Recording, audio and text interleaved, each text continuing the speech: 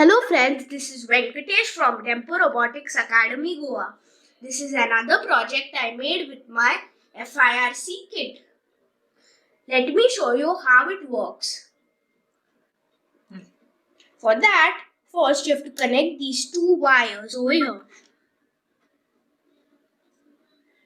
Then you have to turn on the digital multimeter and make it to 20. The red wire has to be connected to V.OM and the black wire has to be connected to COM. Now, you have to put the red wire on the bigger metallic part of the battery and the small wire or the black wire to the small part.